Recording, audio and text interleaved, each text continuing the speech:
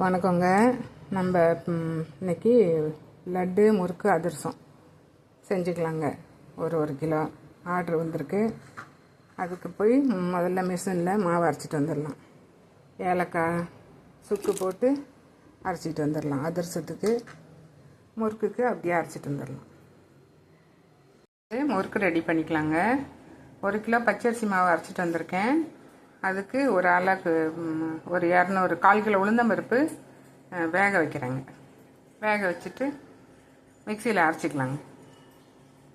முறுக்குக்கு அதிரசத்துக்கு மாவு அரைச்சிட்டு வந்தாச்சுங்க. நம்ம பாகு கொதிச்சிட்ருக்கு. பாகு பதம் பார்த்துட்டு எடுத்து ஊற்றி கிளறிக்கிறோங்க. பாகு பார்த்துக்கலாம்.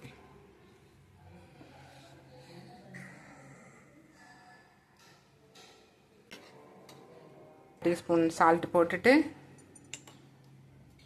இன்னும் கொஞ்சம் பாகு இருக்குது, ஊற்றி கிளறிக்கலாம்.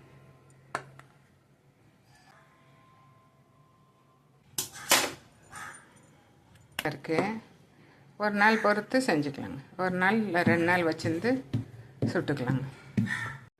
முறுக்கு செஞ்சுக்கலாங்க. 1 கிலோவுக்கு 50 கிராம் நெய் சூடு பண்ணி ஊற்றிக்கலாம். தோல் ஒரு 1/4 டீஸ்பூனு ஜீரகம், ஒரு 1/2 ஸ்பூன் எள்ளுங்க, உளுந்தம்பருப்பு வேக வச்சு அரைச்சி வச்சுருக்கேங்க. அதை போட்டு நல்லா பிசைஞ்சுக்கலாம். கொஞ்சம் பெருங்காயம் போட்டுக்கலாங்க. முறுக்கு மாவு நல்லா பிசைஞ்சாச்சுங்க. முறுக்கு புழிஞ்சிக்கலாங்க.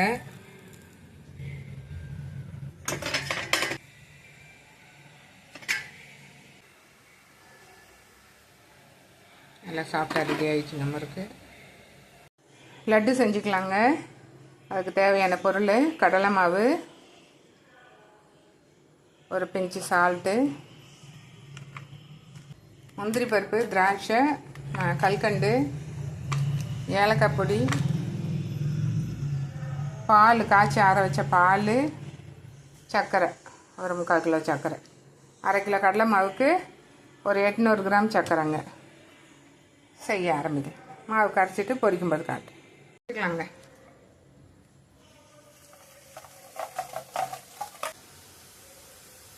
வந்துருச்சுங்க, எடுத்துக்கலாம். பூந்தி சூப்பராக வந்திருக்குங்க. பொரிச்சாச்சுங்க. நல்லா முத்தாக பொரிச்சு வச்சாச்சு. முந்திரி திராட்சை வறுத்து வச்சாச்சு. சர்க்கரையை பாகு காய்ச்சிக்கலாங்க. சர்க்கரை பாகு ரெடி ஆயிடுச்சுங்க.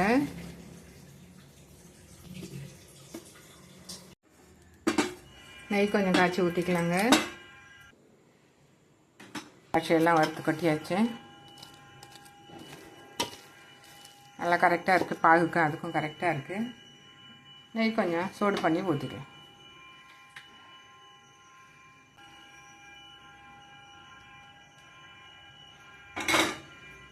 ஊற்றி லட்டு பிடிச்சிக்கலாம். லட்டு ரெடி பண்ணியாச்சுங்க. 1 கிலோ லட்டு ரெடி பண்ணியாச்சு. எல்லாம் பலகாரம் எல்லாம் ரெடி ஆயிடுச்சுங்க. அதிரசம், முறுக்கு, லட்டு எல்லாமே செஞ்சாச்சுங்க. 1 கிலோ. ஓகே, வீடியோ பார்த்த எல்லாருக்கும் நன்றிங்க.